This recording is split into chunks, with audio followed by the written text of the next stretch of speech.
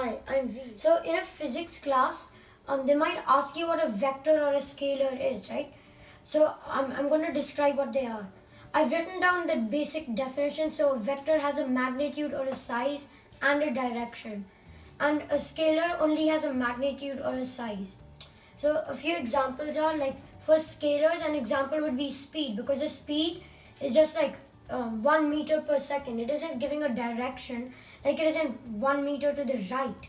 So it's like just 1 meter per second. So that's a speed and it's a scalar.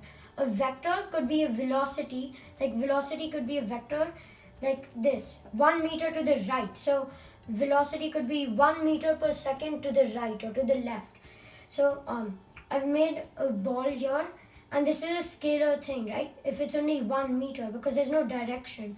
You can see the direction, but they haven't mentioned it here. And over here, the cube box kind of thing, it's a vector because it's 1 meter to the right. So this is velocity. This subscript I denotes initial, so it's initial velocity, and velocity is again a vector. So these are some formulas. I might talk about some of these later in other videos.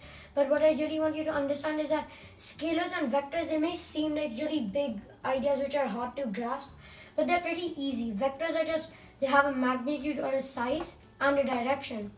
And scalars only have a magnitude or a size. And if you want some examples, you can just remember that scalars are like speed and vectors are like velocity. And scalar starts with an S, and so does speed, and vector starts with a V, and so does velocity.